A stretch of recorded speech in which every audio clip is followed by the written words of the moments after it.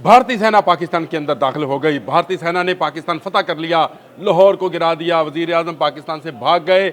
ये वो नरेटिव है जो इस वक्त इंडियन मीडिया यानी गोदी मीडिया जो है चला रहा है। मैंने बहुत सारे चैनल्स देखे, रात तो उन्होंने इस तरह का माहौल बना दिया कि जैसे इंडियन आर्मी जो है उसने पूरे पाकिस्तान पर कब्ज़ा कर लिया, लाहौर को गिरा दिया, कराची में आग लगा दी। पता नहीं उनके क्या क्या ख्यालात थे। आर्मी चीफ जो थे उनके मतलब भी उन्होंने कुछ इसी तरह की बकवास की। उनके कोई मेजर गोरोवारियाँ हैं जो बैठे थे एक चैनल के ऊपर और वो इस तरह की बकवास मुसलसल किए जा रहे थे। उसके अलावा भी बहुत सारे उनके दिफाई खुद साख्ता दिफाई तजियाकार जो थे वो इस तरह के ख्वाब बुन रहे थे। ये सारी चीज़ें सुनने के बाद मुझे ख्याल आया कि मैं आपसे बात करूं। मैं आमिर रज़ा खान बोलते कालम के साथ, और मुझे एक लतीफ़ा याद आ गया कि एक मरतबा भारतीय राजस्थान के एक मरासी ने सुबह दोस्तों को बताया कि उसने रात 10 लोगों को अकेले तने तनहा जो है ना सिर्फ मारा, वो डकैती करने के लिए आए थे, कातल थे। मैंने उनको पकड़ा, एक को इस तरफ से पछाड़ दिया, एक को इस तरफ से पछाड़ दिया, एक की गर्दन काट दी, एक की टांग काट दी, एक ने ये कर दिया वो कर दिया। किसी ने पूछा कि फिर आखिर में हुआ क्या, तो उसने कहा कि मेरी आँख खुल गई, यानी वो ख्वाब से जाग गया। तो ये वो ख्वाब है जो भारतीय आज से नहीं उस वक्त से देख रहे हैं जब से वो मुसलमानों के ग़ुलाम रहे हैं। जी हाँ, 2000 साल पुरानी तारीख़ है इन लोगों की ग़ुलामी की। और उसके बाद 47 के बाद ये लोग ये सोचना शुरू हो गए कि शायद अंग्रेज़ जाएगा तो ये जो है पूरे हिंदुस्तान पर काबिज़ हो जाएंगे अपनी आबादी को लेकर, यानी हिंदू आबादी को लेकर। लेकिन ये नियम नहीं था कि पाकिस्तान भी बनने जा रहा है, अब बांग्लादेश भी बन गया, पाकिस्तान भी बन गया। तो ये भारत जो है दो तरफ़ा मुसलमानों में घिरा है और इस वक्त भी उनकी हिंदुत्वा सोच जो है वो इस बात की अक्कासी कर रही है। वो ख्वाब देखते हैं रोज़ रात को, कभी ऑपरेशन नर्क, कभी ऑपरेशन सुहागरात, कभी वो तो हमने बनाया वैसे ऑपरेशन सुहागरात, इन्होंने तो संदूर बनाया था। और चलाते हैं, कभी ये किसी एयरबेस से उड़ाते हैं, कभी पठानकोट का नारा लगाते हैं, कभी कहते हैं पंजाब के मुख्तलिफ शहरों में पाकिस्तान ने हमला कर दिया, इनकी IPL गई और इन्होंने अपने मैचेस जो हैं मुलतवी कर दिए। और IPL के जाने का मतलब ये है कि इंडियन इकॉनमी को बड़ा धचका, और ये धचका उस वक्त भी लगा है जब इनका राफेल गिरा, जिसकी अब BBC तस्दीक कर रहा है। और BBC ने वो तस्वीर जारी कर दी है जो फ्रेंच मेड राफेल के पार्ट की है। TRT एक इंटरनेशनल जो है एजेंसी है, न्यूज़ एजेंसी है, जिसने ये बात की तस्दीक भी की। उन्होंने अपनी वेबसाइट पर भी जारी की है, एक तस्वीर भी जारी की है जो उसी पार्ट की है जो राफेल का है, जो इनके घर के अंदर गिरा है। हमला करने आए थे, भागते हुए चोर की लंगोटी नहीं, हमने उसकी पूरी धोती जो है और उसके कपड़े जो हैं उतार लिए हैं। इसलिए मेजर गोरोवारिया कह रहे थे कि पाकिस्तानियों पर नंगा नाच, और नंगा नाच आपकी फ़िल्मों में होता है भाई, और वो नंगा नाच आप इस वक्त भी हमें दिखाने को तैयार हैं। और हमने वो नंगा नाच आपका 6 और 7 के दरमियानी शब्द देख भी लिया, जब भागते हुए आपको गिराया भी और दुनिया से मनवाया भी।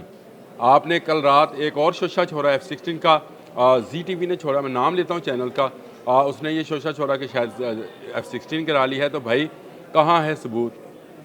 क्या किसी ने इस बात को, आपकी बात को तस्लीम किया? आपने 2019 में भी यही नारा लगाया था जो कि झूठ साबित हुआ था, लेकिन आपका अभिनंदन हमारे पास है। और कल एक और चैनल है इनका टाइम्स नाउ, उसने कहा जी कि हमने एक पायलट भी गिरफ्तार कर लिया पाकिस्तान का। तो इस पर किसी पाकिस्तानी ने बड़ा खूबसूरत तबसरा किया था, उन्हें क्या फिर अपनी बाजिदा उहदे नाल ब्याह करो, फेरे दुआ तो कोल रखो। मैं सिर्फ कहने का मतलब ये है कि ये चैनल्स जो हैं भारत में ऐसा शो कर रहे हैं जैसे पता नहीं भारत कौन सी एक सुपर पावर है, हालांकि इस वक्त भारत अपने जख्म चाट रहा है। उस अरबों रुपए के उस राफेल तैयारों के खोने के, जो कि 3 तादाद में 3 हैं, अभी एक की तस्दीक फ्रांस ने भी कर दी है BBC के मुताबिक भी और अमेरिका के मुताबिक भी कि 3 के करीब जहाज़ गिरे हैं। कौन से हैं? सुहुई जो है वो भी गया। इसराइल के ड्रोन्स भी 30 के करीब आए और 30 के 30 मारे गए। ये बड़ी अहम बात है कि इस वक्त जो प्रॉक्सी वॉर इसराइल हमारे साथ लड़ना चाह रहा है उसका आगाज़ हो गया है। जो लोग समझ रहे हैं कि भारत जो है वो पाकिस्तान से जंग चाहता है, नहीं, ये इसराइल की प्रॉक्सी वॉर है जो भारत करना चाहता है और पाकिस्तान लगातार उसका जवाब दे रहा है। इसराइली टेक्नोलॉजी का जवाब दे रहा है, इसराइली थिंक टैंक का जवाब दे रहा है और उसके कमांड एंड कंट्रोल का जवाब दे रहा है जो इजराइल में कायम है। पाकिस्तान पर जितना हमला हुआ वो इजरायली सैटेलाइट के ज़रिए मॉनिटर किया गया और इसराइल उसको मुसलसल भारत को मालूमात फराहम कर रहा है। और ये ड्रोन्स भी इसीलिए भेजे गए थे ताकि पाकिस्तान के इंटरसेप्टर्स जो हैं, मिसाइल्स जो हैं, उनकी जगह का और उनके नस्म होने का तयन किया जा सके। लेकिन मुबारक हो हम सबको, पाक फ़ौज को और पाक फ़ौज के थिंक टैंक को, जिन्होंने उनको इसी तरह से हाइड आउट रखा, इनके ड्रोन्स को आने दिया और उनको अपनी आम गन्स के साथ, जो कि एंटी एयरक्राफ्ट गन्स हैं, उनके साथ ज़मीन बोझ कर दिया।